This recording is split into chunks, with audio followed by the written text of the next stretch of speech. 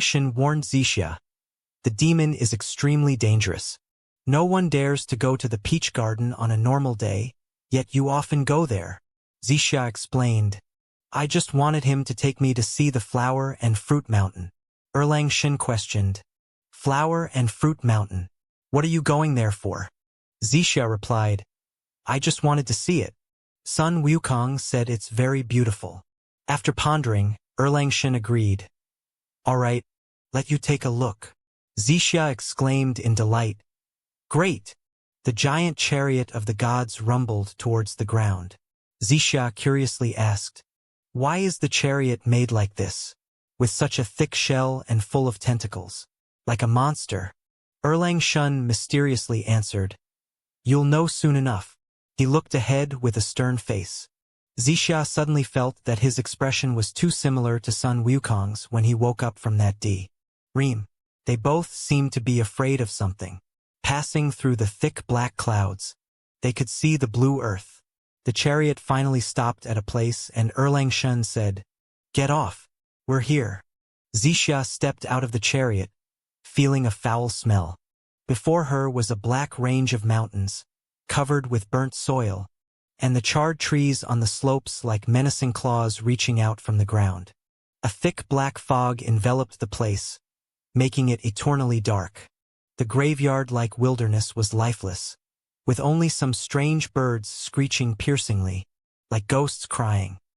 Shen said, this is Flower and Fruit Mountain. Zixia exclaimed in disbelief. I don't believe it. This isn't it. How could Flower and Fruit Mountain be like this?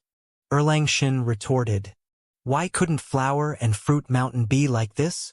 He kicked a stone on the ground, which flipped over, revealing a few words.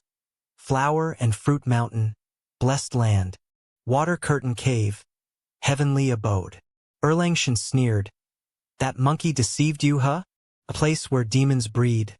How could it be picturesque? How could demons live in a garden? Only the divine realm can be scenic. Zixia stood silently. Shen urged. Now that your wish is fulfilled, can we go back? Zixia requested. I want to stay a bit longer. Shen advised. Demons roam here. I advise you to leave early. This isn't a place for fairies. Zixia lamented. I've never left the divine realm. I didn't expect the ground to be like this. Shen comforted. Not all places are like this.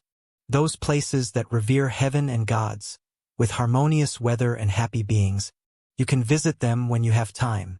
After returning, don't look for that demon monkey anymore. Zixia murmured. So what I dreamed of wasn't Flower and Fruit Mountain. Shen suggested. Well, I'll take you around to see clearly. Shen and Zixia flew over Flower and Fruit Mountain. Zixia curiously asked, what are those strange birds? I've never seen them before. Shen explained. Those?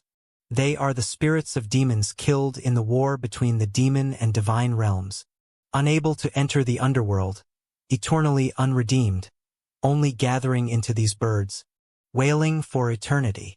Zixia inquired. So, is there nothing alive here? Shen smiled. Of course there is. He disappeared in a turn and after a moment, returned with a goose in his hand. Zixia exclaimed in surprise. There are still geese here? Shen proudly answered. I caught this from elsewhere as bait.